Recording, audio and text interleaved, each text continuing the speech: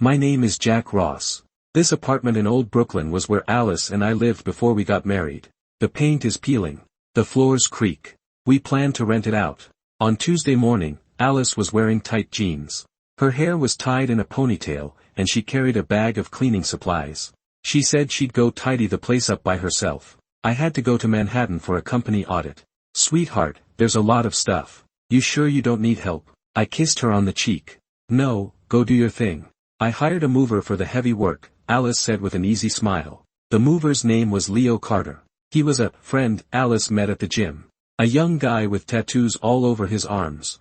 Leo showed up early. He wasn't wearing a moving company uniform, just a black work vest.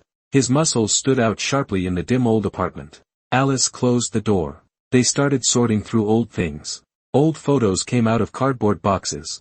In one, Alice was 20 years old, sitting on a windowsill with a glass of red wine. Leo crouched beside her. He picked up a photo. His fingers brushed Alice's wrist. You were really beautiful back then, Leo said softly. Alice didn't pull away. She smiled. Her laughter echoed in the empty room. 3 in the afternoon. The curtains were drawn. The light grew dim. They weren't moving furniture anymore. They were sitting on the old couch, the place where Alice and I had our first kiss. Leo twisted open a bottle of mineral water. He drank half and handed the rest to Alice. She took it and drank straight from the bottle. Night fell. Streetlights shone through the window. The packing was finished, 6 boxes stacked neatly by the door. Leo didn't leave. Alice didn't ask him to. Takeout arrived. 2 pizzas. A dozen beers. They sat on the floor drinking. Leo told stories about riding motorcycles in Texas. Alice listened, fascinated. She leaned her head against the wall. The wallpaper behind her was peeling. Leo's hand rested on her knee. Alice trembled slightly, but she caught his fingers in her hand. That night she didn't come home. She said the old place had a serious leak and she needed to stay there and wait for the repairman. 6 the next morning. I drove to the old apartment. I brought hot coffee and sandwiches. I opened the door with the spare key. The place smelled strongly of tobacco and cheap cologne. Alice was curled up on the old bed in the bedroom, wrapped in that dusty blanket. She was sleeping deeply. I looked at the floor. Something there wasn't mine. A black work vest, stained with sweat. Beside it, a huge pair of Doc Martens. On the dining table, 2 beer cans stood side by side. One of them had a red lipstick mark on the rim. I backed out of the room. I didn't wake her. I sat in my pickup downstairs, staring at the window. An hour later, Leo Carter walked out of the building. He was wearing a black jacket. He looked light on his feet, whistling. He pulled a key from his pocket. It was the spare key to the apartment. Alice's key. I gripped the steering wheel until my knuckles turned white. For the next week, I pretended I knew nothing. I went to work. Came home. Sat at the dinner table and casually asked about the progress. How's it going? I said while cutting my steak. Almost done.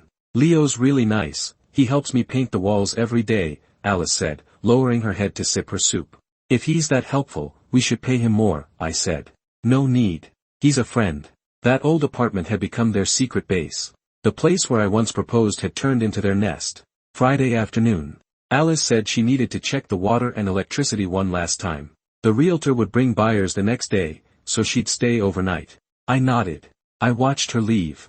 She was wearing a black lace bra under a high-neck sweater. I could see the edge of it. 10 that night. I drove back to the old neighborhood. I didn't use the front door. I climbed the fire escape, the same way we used to sneak in when we were young. I stood on the small platform outside the bedroom window. The curtains weren't fully closed. Inside, the main lights were off. Only a few candles burned, the leftovers from our wedding anniversary. Alice was lying on the old wooden floor. Under her was my old college uniform jacket. Leo was on top of her. Jack will never find out, Leo said, his voice full of mockery. He's too stupid, Alice gasped, hooking her arms around Leo's neck. Her legs wrapped around his waist. I took out my phone. I recorded everything. The image was clear. The tattoo on Leo's back twisted in the candlelight like a moving snake. Then I climbed back down the fire escape. I didn't call the police. I didn't burst in. I went home. I logged into our joint account and transferred every dollar into my personal account. I called my lawyer and sent him the video. I also sent it to Leo's boss. And to Leo's newlywed wife on social media. 3 in the morning. Leo's wife called me. She was screaming. Cursing. 4 in the morning. Alice texted, "Sweetheart, the pipes burst again." I'm exhausted tonight. See you tomorrow. I replied, see you tomorrow. Say hi to Leo for me. Silence. 8 in the morning. I stood at the old apartment again. This time I brought a locksmith. I had the locks changed.